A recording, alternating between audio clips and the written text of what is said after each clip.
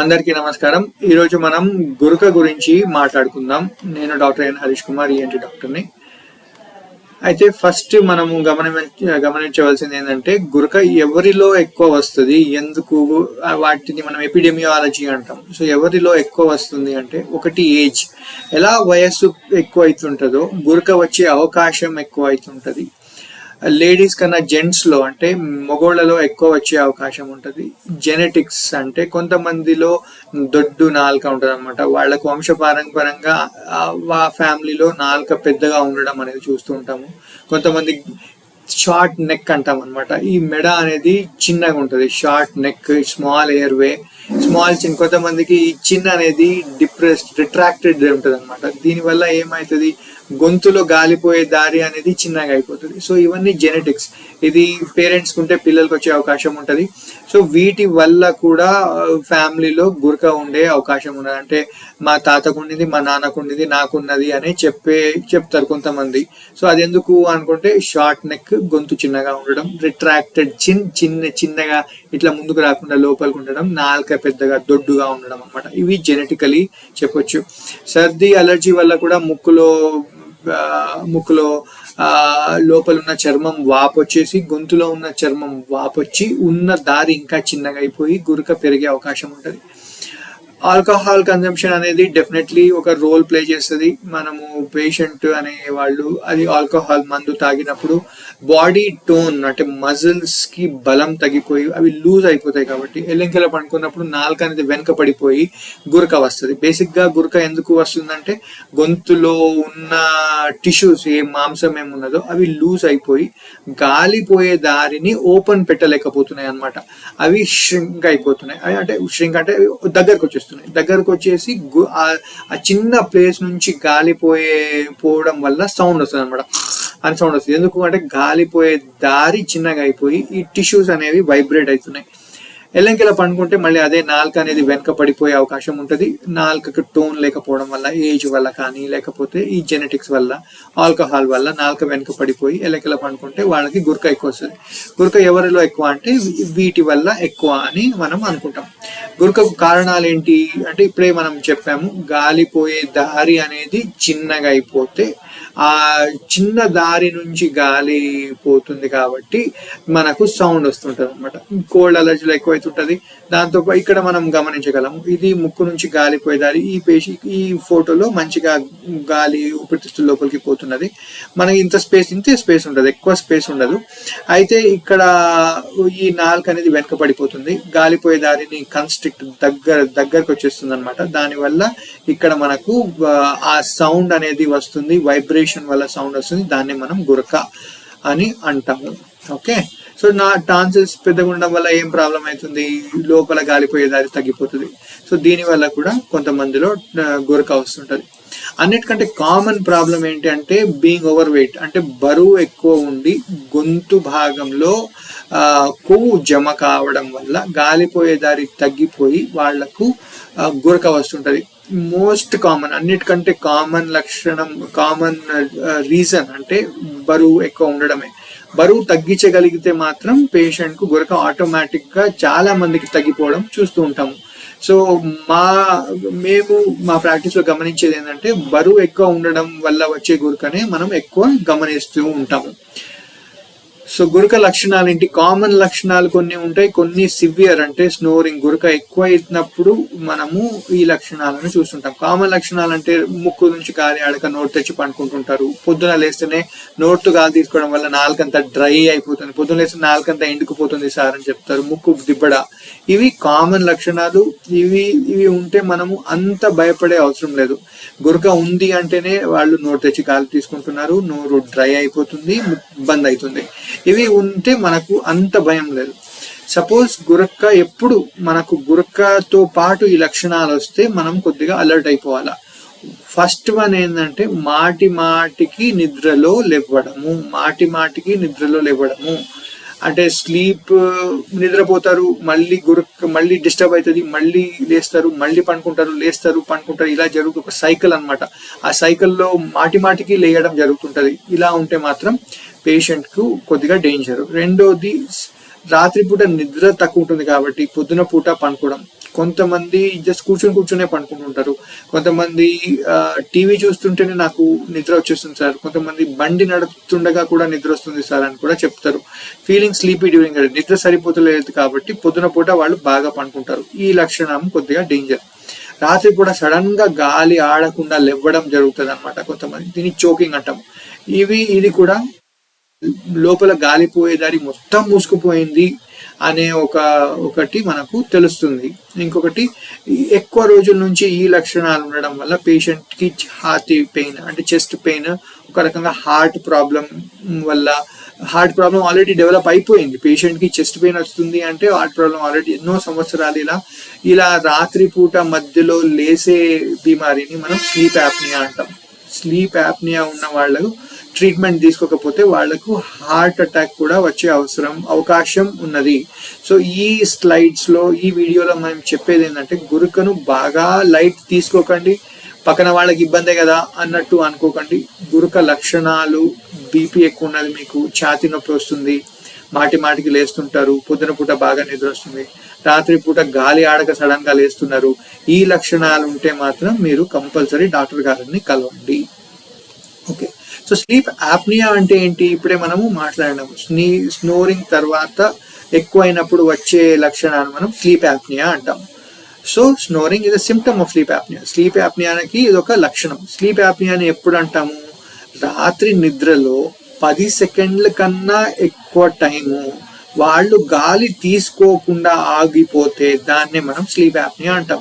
ఇది పేషెంట్ చెప్పలేరు, పేషెంట్ పక్కన పండుకుంటారు, వాళ్ళు చెప్తుంటారు, సార్ మా హస్బెండ్ మా వైఫ్ బాగా గురక పెడుతుంటారు సార్, బాగా సౌండ్ వస్తుంటది, సడన్ గా మధ్యలో గ్యాప్ ఉంటది, ఏం సౌండ్, గాలి లోపలికి తీసుకున్నట్టు కూడా అనిపించదు, బయటకు తీసుకున్నట్టు కూడా, పంపించినట్టు కూడా అనిపించదు, మళ్ళీ సడన్ గా అని ఒక గ్యాస్పింగ్ సౌండ్ తో మళ్ళీ గురక స్టార్ట్ అవుతుంది, మళ్ళీ కొద్దిగా గ్యాప్ వస్తుంది, మళ్ళీ గురక స్టార్ట్ అవుతుంది.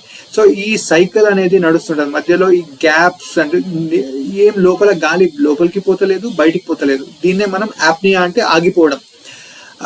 గాలి ఆగిపోతుంది అనమాట మధ్యలో. ఇలాంటి లక్షణాలు ఉంటే మాత్రం ఇది ఒక సీరియస్, మనం దీనికి వెంటనే ట్రీట్మెంట్ తీసుకోవాల్సి వస్తుంది. స్లీప్ యాప్నియా ఎప్పుడు జరుగుతుంది? శరీరంలో రక్తంలో 90% కన్నా ఎక్కువ గాలిపోయేది ఆగిపోయినప్పుడు మాత్రమే జరుగుతుంది. సో సగం ఉన్నా కానీ మనకు స్లీప్ యాప్నియా ఇలాంటి లక్షణాలు రావు. సో బెస్ట్ పేషెంట్ పక్కన ఉన్న వాళ్ళే చెప్తారు, గురక పెడుతుంటారు, బాగా సౌండ్ పెట్టి మళ్ళీ మధ్యలో కొన్ని సెకండ్స్ గాలి తీసుకోరు, మళ్ళీ గురక పెట్టడం అని మళ్ళీ గురక అని స్టార్ట్ అవుతుంది, మళ్ళీ కొన్నిసేపు అయిన తర్వాత మళ్ళీ గ్యాప్ వస్తుంది, మళ్ళీ గురక పెడతారు. ఈ గ్యాప్ వస్తుంది అని మాత్రం మీరు గమనిస్తే వెంటనే దీనికి ట్రీట్మెంట్ తీసుకోండి, ఎందుకంటే సీరియస్ కండిషన్. సీరియస్ ఎందుకు అంటే, గాలి ఆడని టైంలో మనకు హార్ట్ మీద, గుండె మీద బరువు పడి పేషెంట్ కి హై బీపీ ఉండడము, హార్ట్ అటాక్ రావడము, పక్షవాతం రావడము, డయాబెటీస్, షుగర్ రావడము, వెహికల్ యాక్సిడెంట్స్, నిద్ర సరిపోకపోతే నెక్స్ట్ డే బండి నడుపుతుంటే సడన్ గా పండుకొని యాక్సిడెంట్స్ కూడా మనము అప్పుడప్పుడు చదువుతూ ఉంటాము న్యూస్ లో. సో ఇలాంటివి జరిగే అవకాశం ఉంటుంది. ఇలాంటి వాళ్ళు చాలా మటుకు ఓవర్ వెయిట్, లావు ఉంటారు అనమాట, వెయిట్ ఉంటుంది అనమాట వాళ్ళలో, పొట్ట చుట్టూ వెయిట్ ఎక్కువ ఉంటుంది. సో ఇలాంటి లక్షణాలు ఉంటే మాత్రం మీరు వెంటనే డాక్టర్ గారిని సంప్రదించగలరు. సో మనకు గురక ఉన్నది ఎంత సీరియస్ తెలుసుకోవాలి అనుకుంటే, ఒకటి ఫిజికల్ ఎగ్జామినేషన్, లైట్ పెట్టి ముక్కుని చూస్తాము, ముక్కులో ఏమైనా ముక్కు దూలం ఏమైనా స్ట్రైట్ కాకుండా వంకర ఉన్నదా, గాలిపోయే దారి మూసుకుపోయిందా, కండరాలు ఉబ్బినాయా, నేసల్ పాలిప్స్ ఏమైనా ముక్కులో ఏమైనా కండరాలు పెరుగుతున్నాయా, ఇవి మనకు కనిపిస్తాయి. గొంతులో చూసుకుంటే కొండ నాలుక ఏమైనా బాగా పెద్దగా అయిందా, ఉబ్బిందా, టాన్సిల్స్ ఏమైనా ఉబ్బిందా, నాలుక ఏమైనా పెద్దగా అయిందా. ఒకటి కామన్ గా మనం చూడగలం ఏమంటే, మొత్తం పేషెంట్ ని నోరు తెచ్చి నాలుక బయట పెట్టమంటాము. అయితే బయట పెట్టినప్పుడు పేషెంట్ మొత్తం కొండ నాలుక ఇట్లా కనిపించింది అనుకోండి, నాలుక మంచిగా ఇట్లా కొండ నాలుక కనిపిస్తే అది వెరీ గుడ్.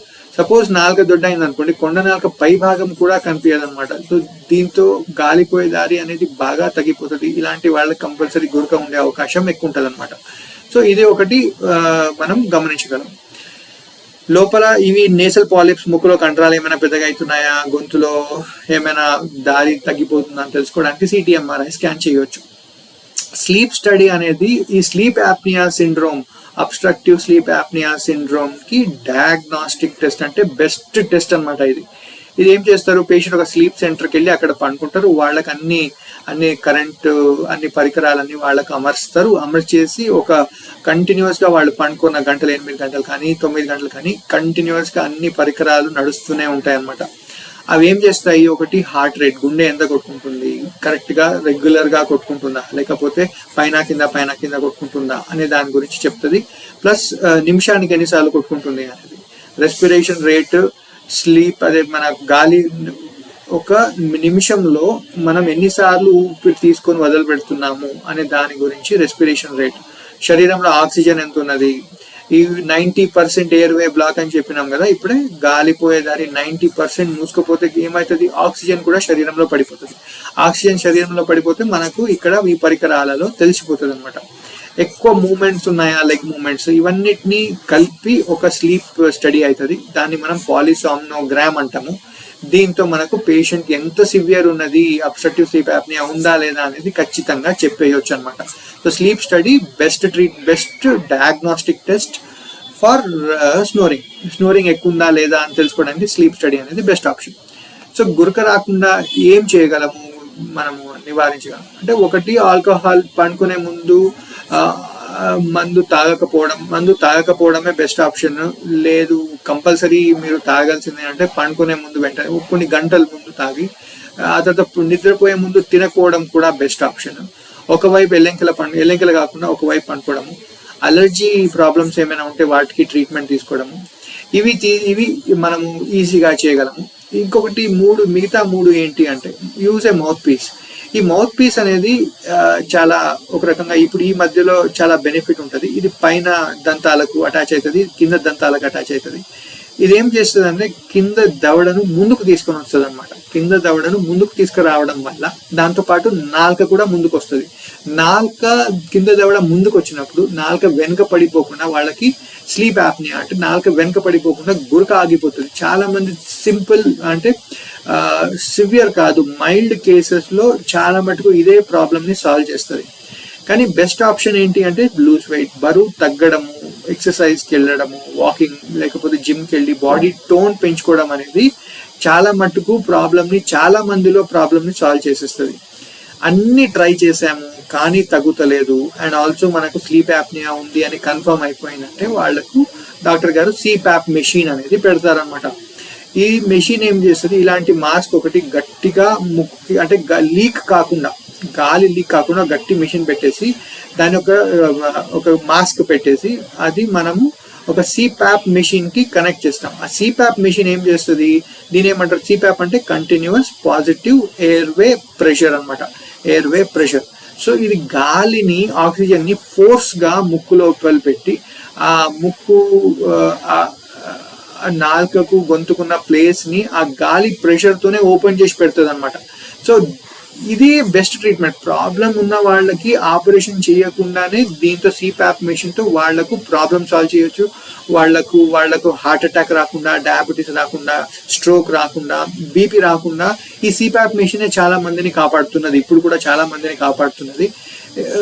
కానీ ఒకటే ప్రాబ్లం ఏంటంటే ప్రతిసారి నిద్రలో ప్రతి రాత్రి ముక్కుకు ఒక మాస్క్ వేసుకొని గట్టిగా పెట్టుకుని పండుకోవాల్సి వస్తుంది. దీనికంటే నా ఒపీనియన్ లో బరువు తగ్గడం అనేది బెస్ట్ ఆప్షన్. ఏదో చేసి డాక్టర్ హెల్ప్ తీసుకొని మనం బరువు తగ్గగలం. కొంతమందిలో సిప్యాప్ మెషిన్ అప్పటికప్పుడే ప్రాబ్లమ్ సాల్వ్ చేయాలనుకుంటే సిప్యాప్ మెషిన్ ప్రాబ్లమ్ సాల్వ్ చేసేస్తుంది.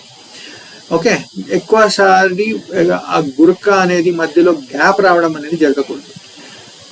సర్జరీ చేయించుకోవాలి మనకు అంటే గాలిపోయి ముక్కులో ఏమైనా దూలం బాగా వంకర ఉన్నది అంటే దాన్ని మనం సెట్ చేయగలము. టాన్సిల్స్ బాగా పెద్దగా ఉన్నాయంటే తీసేయచ్చు.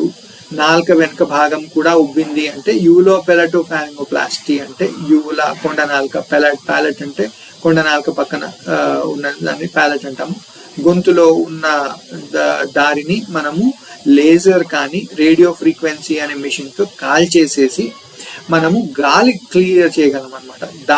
దారి తయారు చేయగలం. ఆ దారి తయారు చేయడం వల్ల మనకు ప్రాబ్లం సాల్వ్ అవుతుంది. కానీ మేము గమనించింది ఏంటంటే కొంతమందికి మంచి రెస్పాన్స్ ఉంటుంది, కొంతమందికి కొన్ని సంవత్సరాలు బాగుండి మళ్ళీ వాళ్ళు సిప్యాప్ మెషిన్ వాడడం అవసరం పడుతుంటది.